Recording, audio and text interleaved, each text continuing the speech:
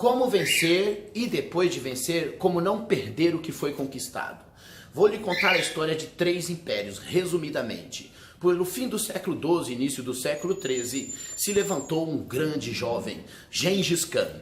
Ele conseguiu conquistar as tribos mongols. Eram muitas tribos mongols, mas eram todas divididas, até que por causa da admiração que tinham por Gengis Khan, as tribos foram se unindo, até que se tornou um grande império. Um império conquistador, que conquistou, que dominou, que foi vencendo e que foi ganhando poder cada vez maior, até se tornar o grande império mongol dominado por Gengis Khan. Depois de Gengis Khan, seu filho continuou liderando, mas após a morte de seu filho, Kublai Khan, neto de Gengis Khan, agora era o líder maior. E Kublai Khan não tinha a mesma admiração, o povo não o admirava tanto quanto admirava Gengis Khan. E começou as brigas internas, as dissensões internas. E por causa dessas brigas e dissensões internas, o Império Mongol enfraqueceu e depois foi fácil dominá-lo. Pois bem, voltando um pouco atrás no tempo, nós vemos no século I a.C. o Império Grego, o Império Romano se levantando. O Império Romano se levantou quando Júlio César Magno conseguiu promover a união com Marco Crasso e Pompeu. E a união de Marco Crasso, Pompeu e Júlio César Magno fez com que as tribos se unissem. E elas se uniram, se tornaram fortes e os romanos foram dominando, conquistando, com o general Júlio César Magno no comando, foram dominando toda a circunvizinhança até se tornar o maior império que a Terra já viu. O maior império que a Terra já viu sofreu um grande baque quando Júlio César Magno foi assassinado a facadas. Depois que Júlio César Magno foi assassinado, o Império Romano ficou com briguinhas internas, com dissensões internas que nunca pararam, e o Império Grego enfraqueceu, o Império Romano enfraqueceu, até que se dissolveu e depois foram dominados pelos godos. Logo após, a gente veremos a história do Império Grego, voltando um pouco atrás.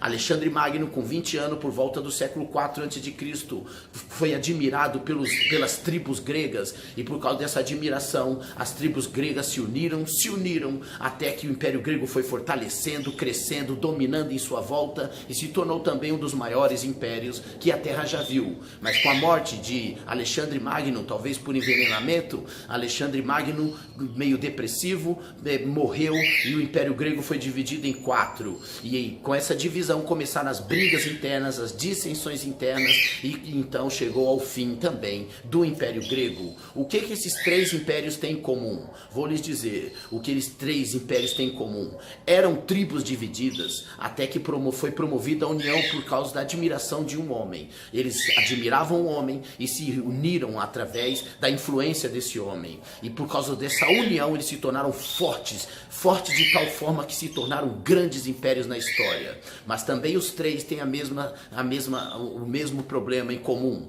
Quando esses líderes morreram, o império se dividiu e as tribos ficaram de novo cada um para si, e houve então o esfacelamento, o enfraquecimento do império, e o império ruiu.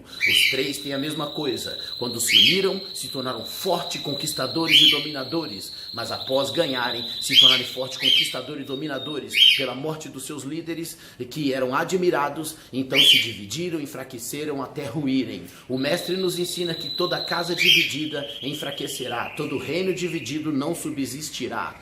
E isso ocorre nos casamentos, isso ocorre na família, isso ocorre nas comunidades. Quando o casamento é unido, quando o casal é unido, nada de fora poderá destruir esse casal, nada. Quando a família é unida, nada de fora poderá destruir essa família. Quando a comunidade está unida, nada de fora conseguirá destruir a comunidade. Existirão inimigos em volta, existirão pessoas que detestam em volta, mas a união vai fazer com que a gente vença todos os inimigos, com que vença todas as pessoas que não gostam da gente, que querem destruir a gente. Mas quando a desunião é interna, não precisa nem de inimigo, não precisa de macumba. Quando há divisão entre o casal, quando só vivem brigando, eles é que se destroem. Como os impérios, eles se destruíram. O casamento que não há união, ele próprio se destrói. A família que é desunida, ela própria se destrói. A comunidade, quando fica desunida, ela própria vai se destruindo. Tem gente por fora que fala mal, que xinga, que torce contra. Não importa, não interessa. Se